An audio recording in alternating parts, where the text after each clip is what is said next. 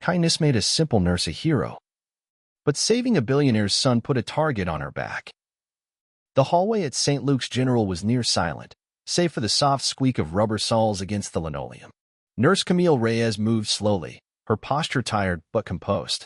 Her dark curls were pulled into a loose bun, strands falling to her temples, damp with sweat. The overhead fluorescent lights buzzed faintly, casting sterile light on the peeling walls and faded motivational posters that no one read anymore. The digital clock above the nurse's station blinked 10:02 p.m. in harsh red. Another 12-hour shift behind her, 3 code blues, a failed resuscitation, and a child with a shattered leg she couldn't stop thinking about. But her hands, though aching, had not wavered. They never did. She was the kind of nurse who remembered birthdays and brought granola bars to night shifters who forgot to eat. Camille changed into her street clothes in the locker room without a word, slipping into jeans, a hoodie, and her worn waterproof boots. She glanced at her phone. No messages. No missed calls. Just an unread email from her landlord about the overdue rent. She swiped it away without opening it. Outside, Manhattan was soaked in rain. The city's glow shimmered in puddles, every neon sign bleeding into the next like watercolors. She stepped into the wet chill, tugging her coat tighter around her. The streets were quieter than usual. The storm had driven most people inside, giving the illusion of peace in a city that never slept. Her feet carried her down the avenue automatically, past the bodega where the clerk always offered her a free coffee, past the crumbling church with the broken bell that still rang every hour. Her umbrella was broken, so she let the rain fall freely against her skin. It was cold, but oddly welcome, a cleansing kind of cold. Every few blocks, she passed glowing windows. Inside were warm lives, families at dinner tables, couples curled up on couches. She allowed herself a moment of envy before burying it under the quiet strength she wore like armor. She was used to being invisible after hours. Then came the whisper of something wrong. It started as a sound, barely a whisper beneath the wind. Screeching tires. A yell. A sudden silence. Then a crack, a gunshot. Camille stopped dead in her tracks. Her heart kicked up, a sharp drum in her chest. Her eyes scanned the street ahead, pupils dilating. 1 block away, headlights spun wildly. A black SUV veered across the intersection, metal groaning as it slammed into a lamppost. The light shattered, sparks raining down like fireflies. For 1 split second, everything froze. And then chaos. Screams echoed. A woman on the sidewalk shrieked and ducked behind a parked car. The driver's door of the SUV flung open. No one came out. Camille didn't think. She just moved. Her bag hit the wet ground as she ran toward the wreckage, rainwater sloshing around her ankles. Traffic halted, horns blaring in panic. A dark sedan sped away down the next street, disappearing into the storm. As she reached the SUV, she saw it, a small arm, limp, dangling from the back seat. Her breath caught in her throat. She ripped the door open. Inside was a boy, maybe 10 years old. Blood pooled under his torso, mixing with the broken glass. His face was pale, eyes fluttering. He looked up at her, trying to speak. No adult. No bodyguards. Just a child alone and dying. Oh my God, Camille gasped, reaching for him. Hey, stay with me, okay? You're gonna be all right. But she already knew. This wasn't going to be ordinary. This wasn't going to be easy. Something was terribly wrong, and the storm was only just beginning. As the rain poured harder and the sirens began to rise in the distance, Camille did what she'd always done. She stayed. She fought. She refused to walk away. Not tonight. Not from him. The rain had turned to a torrent, pounding the pavement in sheets, swallowing sound and sight. But Camille barely noticed. Her entire world had narrowed to the small, broken boy bleeding out in the back seat of the SUV. His lips were pale, his breath shallow and wet. His tiny hands trembled, fingers twitching at nothing. Blood seeped from his side, warm and thick, soaking into the upholstery and dripping onto the floor. A red river. Stay with me, Camille whispered, voice trembling. Stay with me, sweetheart. She pressed her hand against the wound. It was deep, too deep. The blood pulsed beneath her fingers, urgent and unstoppable. She reached into her coat pocket, yanked out her scarf, and shoved it against the entry wound. It was all she had. The boy's eyes fluttered open. My name's Tyler, he breathed, barely audible through the rain. Okay, Tyler, she said, fighting to keep her voice steady. I'm Camille. I'm a nurse. You're going to be okay. I promise. Dad said, don't talk to strangers. Despite the blood and horror, Camille let out a breathless laugh. Smart man. But I'm not just any stranger. I'm your friend now. Okay. Tyler gave a tiny nod before his eyes rolled back. No, no. Hey, no sleeping. You stay with me. You hear me? She shifted her weight, checked his pulse. It was thready, faint. She leaned over him, shielding his body from the cold rain with her own. Where are the damn sirens? As if summoned, a distant wail pierced the air. Finally, lights flashed around the corner, bathing the wreck in blue and red. Police cruisers skidded to a stop. 2 officers leapt out, weapons drawn, scanning the scene. One of them recognized the SUV and froze. Beckhart's car, he murmured into his radio. I repeat, Beckhart's son is down. 10-year-old male. Condition critical. Camille looked up, soaked and shivering, but her hands never left Tyler's body. I need a trauma team. Now. The officers rushed forward. One of them reached for the boy. Don't touch him. Camille snapped, ice fierce. He's got a liver bleed. Move him wrong and he won't make it to the hospital.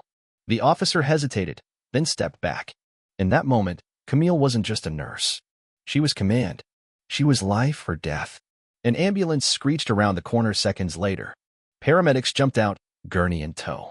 Camille rattled off vitals, location of the wound, approximate blood loss. The paramedics looked at her like she was one of their own. Are you riding with us? One asked. I'm not leaving him, she said without hesitation. They loaded Tyler carefully, Camille holding pressure the entire time. The doors slammed shut. The ambulance lurched forward, tires slicing through the wet night. Inside, the world became narrow again. Camille knelt over Tyler's tiny body, murmuring softly to keep him conscious. His eyelids fluttered. He was slipping. Don't you dare, she whispered. You're stronger than this. You're going to make it. You have to. The medic across from her adjusted and looked up, and whispered, You know who he is? She nodded once. Yeah, Billionaire's kid. Tyler Beckhart. His father's Logan Beckhart. Camille's throat tightened. Of course. She remembered now, the boy from the magazines, the photos of him on yachts and private jets. But here, in her arms, he was just a child. Fragile. Dying. And so human. They reached the hospital in under 6 minutes. The ER doors burst open. Doctors and nurses swarmed the gurney. Camille kept talking to him, even as they took him from her hands. She stepped back slowly, soaked in rain and blood, heart thudding with fear. Her fingers were still stained crimson. She didn't realize she was crying until someone handed her a towel. Miss, are you okay? She didn't answer, because something in her gut whispered this was just the beginning. The headlines, the police. The power that hovered around this boy's name like a shield. And yet, she'd seen the truth. Even billionaires bleed. The waiting room buzzed with a quiet tension that felt louder than chaos. Reporters hovered outside the emergency wing, cameras flashing through the glass like lightning in a bottle. Uniformed officers stood at every exit. Hospital staff whispered behind surgical masks. Inside the trauma unit, Camille stood alone, dripping wet, her clothes still stained with the blood of the boy she had just handed off to the surgical team. The warmth of the hospital lights couldn't cut through the chill sinking into her bones. Her fingers wouldn't stop trembling. She watched through the observation window as doctors worked feverishly to stabilize Tyler Beckhart. His small body looked even smaller beneath the surgical lights, swarmed by blue gloves and rapid commands.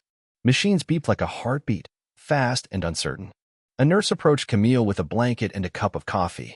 You should sit, the nurse said gently. You're shaking. Camille nodded, but didn't move. I'm fine, she replied, though the truth was farther from her lips than it had ever been. Her thoughts reeled. Who was chasing that SUV? Why was Tyler alone? Why no security? And then, why did he have to be the one in that car? Another nurse poked her head into the trauma bay. ETA on the father? One of the doctors asked. 10 minutes out. Coming in by private helicopter. Of course he was. Logan Beckhart, a name everyone knew. Founder of Arcos Systems. Worth over $30 billion. The kind of man whose face never aged in photographs, and whose company powered half the world's data. Camille had read about him. Everyone had. She just never thought she'd meet him, especially not like this. 5 minutes later, the doors burst open. Logan Beckhart didn't walk in. He stormed in. His trench coat was half unbuttoned, his tie loose, hair wind-blown from the rooftop landing pad. 2 men in dark suits trailed behind him, likely security, maybe more. His eyes were wild, grief and fury in equal measure. "Where is he?" he barked. "Where's my son?" A doctor stepped forward, explaining Tyler's condition. Stable, but critical. Shrapnel had grazed his liver. The bleeding was controlled, but he wasn't out of the woods yet. "Who found him?" Logan demanded. "Who was with him when it happened?" The doctor hesitated, then nodded toward Camille. Logan's gaze snapped to her. For a second, she thought he might walk past her without a word. He looked at her the way someone might look at a ghost, like he wasn't sure if she was real. "You were there?" he asked, voice raw. Camille nodded. "I was walking home. I saw the crash. He was alone, bleeding. I did what I could." Logan stepped closer, staring at her as if trying to piece together who she was. Just a woman in soaked jeans and a hoodie, standing quietly in a hospital hallway. No uniform, no rank, no status. "You're not with security?" he asked. "You weren't assigned?" "No," Camille said. "Just a nurse. Off duty." He blinked. His mouth opened slightly, but no words came out. Tyler's doctor approached. "We're keeping him under for now, but he's stable." She pointed to Camille, likely saved his life with field intervention. If she hadn't stopped the bleeding. Logan turned to her again.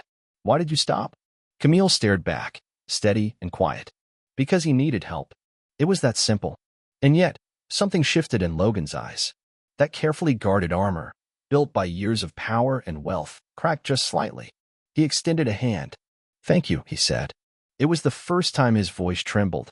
Camille shook it, unsure what to say. This wasn't her world.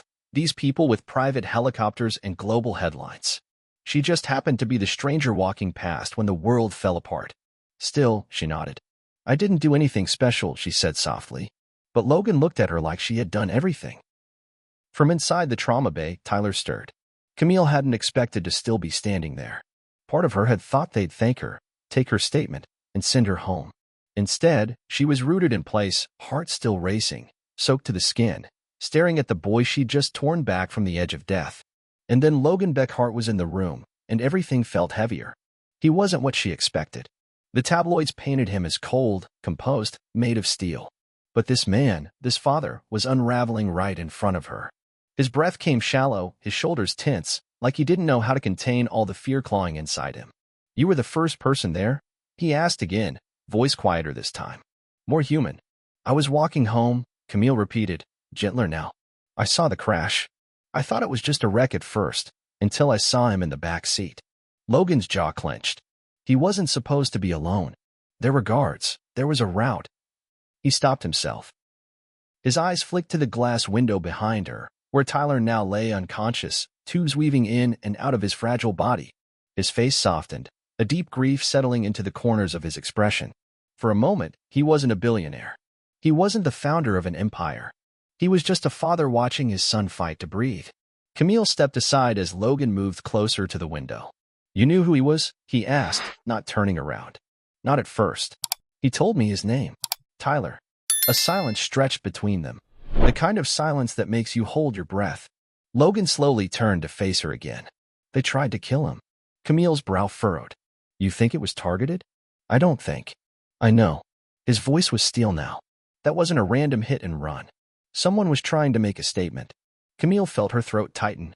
The image of that black sedan speeding away came back in sharp detail. The shattered glass. The boy's hand, limp in her lap. "I didn't see who did it," she said. "I barely had time to react. I had to stop the bleeding. That's all that mattered." Logan studied her for a long moment. Then, with a breath, he said, "I owe you my son's life." Camille swallowed, unsure what to do with that kind of gratitude. "I don't want anything," she said quickly. "I just want him to be okay." But Logan shook his head. "No, you don't understand. You did something no one else could. Not my team. Not my security. You stayed. You chose to put yourself in danger for him." "I'm a nurse," she said. "That's what we do." A small, almost imperceptible smile tugged at the corner of Logan's mouth, but it was gone in an instant. "Still," he said, "if there's anything you ever need." "I need him to live," she interrupted.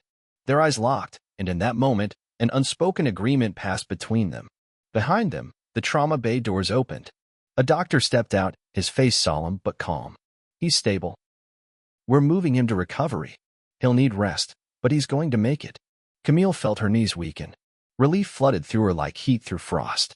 Logan released a breath that sounded like it had been trapped in his chest for hours. His hands trembled as he brushed them down his coat. The doctor turned to Camille. You saved his life. There's no doubt. Logan looked at her again. Really looked at her. I want to talk to you. Later, he said. Not as a thank you. Something more. Before she could ask what he meant, he turned and walked into the recovery room. Camille stood there, still soaked, still shaking. But something had shifted. She was no longer invisible. The hospital cafeteria was nearly empty at 3 a.m. Its fluorescent lights hummed low overhead. The coffee in the dispenser was stale, the sandwiches in the cooler untouched. The world outside was silent. Inside, time stood still. Camille sat at a corner table, a change of clothes given by a kind nurse. Her hair was still damp, but the warmth of dry fabric had begun to ease the ache in her bones.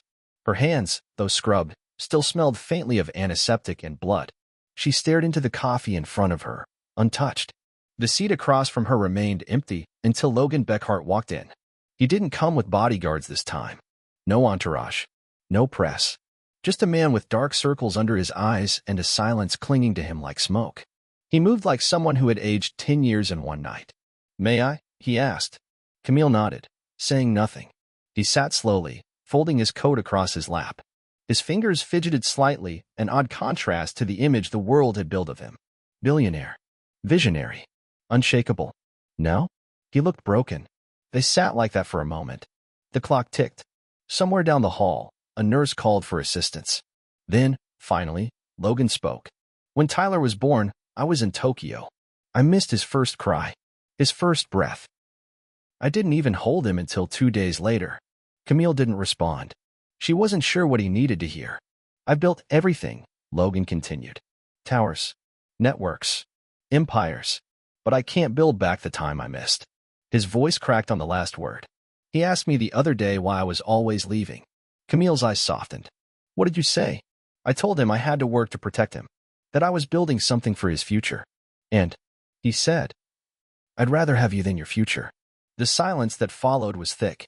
Camille finally leaned forward. I think he just wanted his dad. Logan looked down at the table. And tonight, it nearly cost him his life. No, Camille said, firmly. The people who tried to kill him did that. Not you. And not him.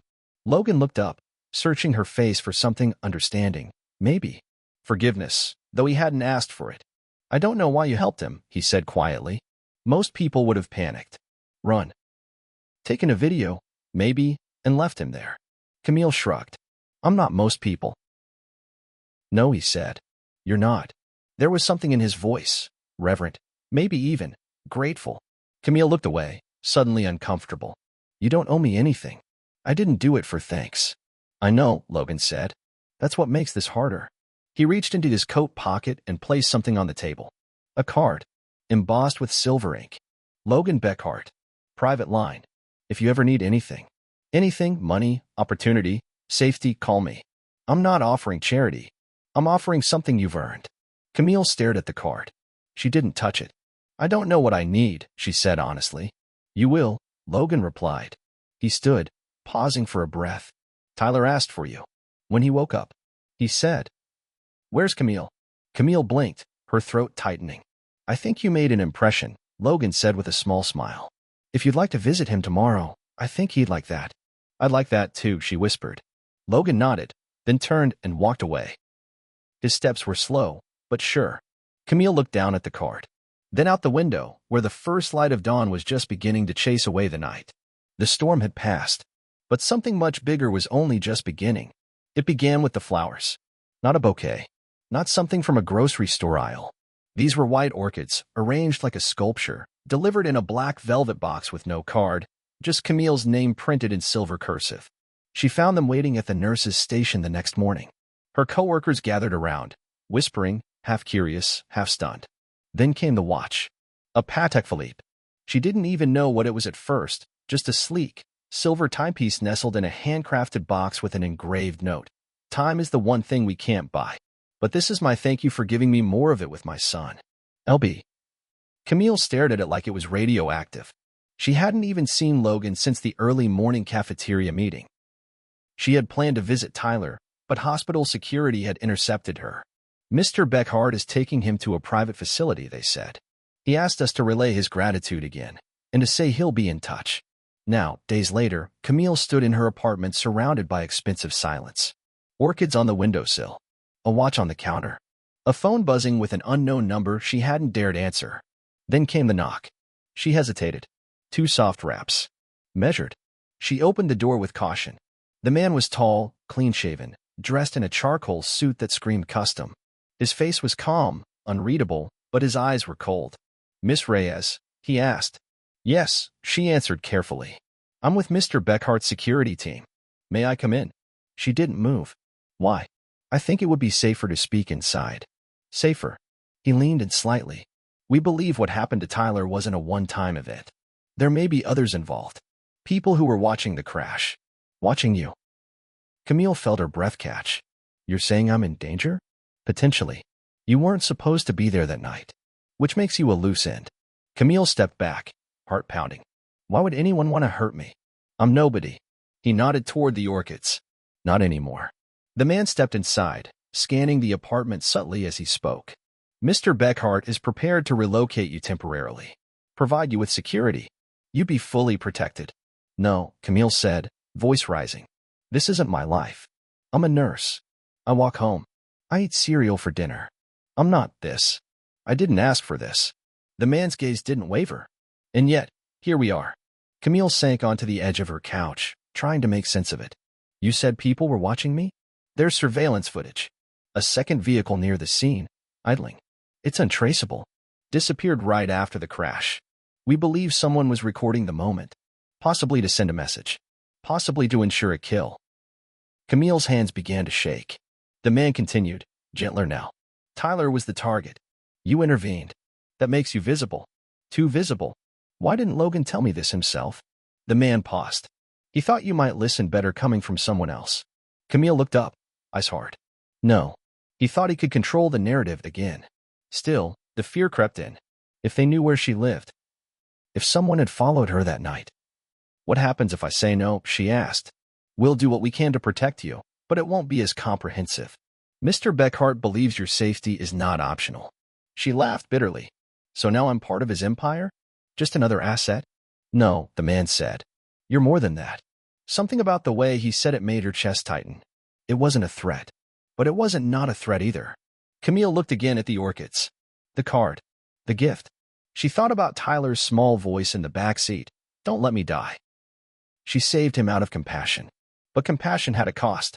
And now, she wasn't just a nurse. She was a witness. A liability. And maybe a target. The apartment was quiet, but Camille's mind was anything but. She hadn't slept. Not really. Not since the man in the charcoal suit walked out of her home, leaving behind a choice she didn't remember agreeing to: protection, secrecy, silence. Logan Beckhart hadn't reached out again directly, but his world was closing in around her. The orchids had started to wilt. And still, the watch ticked on. That morning, Camille decided to go back to work. Somewhere familiar, somewhere real. But when she arrived at St. Luke's, she found her locker empty. Her name removed from the schedule. Her badge deactivated. Effective immediately, the HR email read, "Extended paid leave granted courtesy of a private donor." She didn't need to ask who. She stormed out into the street, dialing the number on the silver-embossed card. He answered on the first ring. "Camille," Logan said calmly. "I assume you've seen the hospital's notice." "You pulled me off my job," she snapped. "I made sure you wouldn't have to worry about money or risk. You were exposed. I had to act quickly. You had to control me," she hissed. "That's what this is. You put me in a cage with velvet walls." "I protected you," he corrected. "Because the people who tried to kill my son, they haven't stopped." A silence stretched between them. Then Camille said, "Why don't you tell me who they are?" Logan paused. She could hear the gears shifting in his head. "Finally," he said, "come to me. Tonight. There's something you need to see. Something I should have shown you earlier." That evening, a black car arrived at Camille's building. She almost didn't get in. But something deeper pulled at her: curiosity, maybe. Or the weight of everything she didn't understand. The drive was silent, winding out of Manhattan into the outskirts. The car stopped at a private compound, guarded and unmarked. Camille was escorted through steel gates, down a long hallway lined with security glass and muted whispers. Logan waited in a room that looked more like a war command center than a home office. Screens lined the walls, each filled with data feeds, facial recognition scans, news clippings. He stood as she entered. "Thank you for coming," he said. "I want the truth," she replied. Logan turned toward the largest screen. On it, paused, was a grainy frame from a street camera. The night of the crash. A second vehicle, black, low, unregistered, idle across the intersection. He hit play. The car didn't flinch at the sound of gunfire. Didn't move as Tyler was shot. But the camera caught it shifting just slightly. Its driver recording, phone raised. Logan froze the frame again. Zoomed in. The face was partially obscured, but Camille could make out just enough. The tilt of the head, the deliberate expression.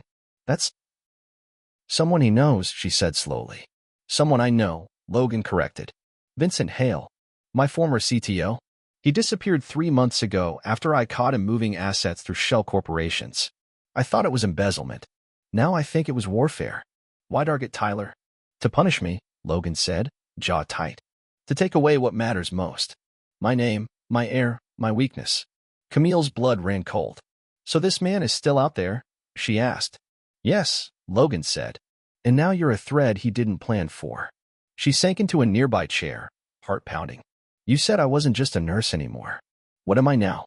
Logan turned to her, his face unreadable. "You're the only person he doesn't control. You're the variable. The one thing in this entire machine he didn't account for. That makes you dangerous."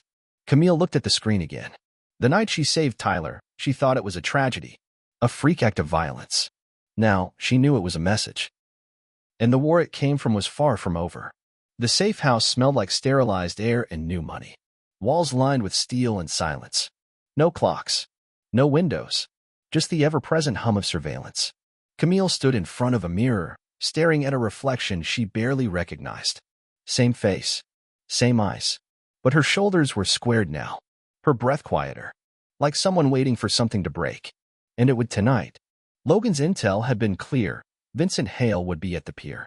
Private jet fueled. Documents already in hand. He was running, but not before tying up every loose end. Camille included. She should have run too. But she wasn't built to run. They arrived just after midnight. Fog clung to the water like ghosts. The dock stretched long and empty, lined with storage crates and shadows. Logan's men flanked her, but Camille walked ahead, eyes locked on the far end where a sleek black SUV idled. And then he stepped out. Vincent Hale. He was younger than she expected. Calm, crisp gray suit. Hands in his pockets like he didn't have a care in the world. "Camille Reyes," he said, voice smooth as glass. "The hero nurse. I was wondering when we'd meet." She didn't answer. Logan stepped beside her, his face carved in fury. "You tried to kill my son," Logan said, his voice like thunder behind storm clouds. Vincent smiled faintly. "That boy? He was never the target. You were. Always you. But unlike you, Logan, I don't kill symbols. I destroy them. Publicly." He turned to Camille. "And then she showed up," he said. "The bleeding heart. The wild card." Camille stepped forward. "Why?" Vincent blinked. "Why what? Why do any of this? You were a billionaire too. You had everything." Vincent's smile faded. "I built Logan's empire. I coded its foundation. I held the passwords. But the world only knew his name. I was the architect, but he stood on the balcony while I watched from the shadows." He paused, voice low. "Now he knows what shadows feel like." Logan stepped forward, rage in every line of his face, but Camille raised a hand. "No," she said. "Let me finish this." She looked Vincent in the eye. "You watched a child bleed. You pointed a camera, not a hand. That doesn't make you powerful. It makes you empty." For a moment, something flickered in Vincent's eyes. Then came the click of a safety releasing. A gun. He drew it fast, aimed at Camille. And then, a shot rang out. Vincent's body jerked. He dropped to his knees. Logan's head of security stepped from the shadows, lowering his rifle. The red, it that had hovered on Vincent's chest blinked off. Vincent gasped once, then collapsed. Still, silence. Camille stood frozen. It was over. Or so it seemed. Back at Logan's compound, Camille sat with Tyler in the recovery room. He smiled sleepily as she read to him from a worn children's book. His small hand wrapped around hers like ivy. "You're my angel," he whispered. Camille kissed his forehead. "No, kiddo. Just your nurse." She stood as Logan walked in, quiet behind her. "I thought I'd lost him," he said. "I lost sight of what matters."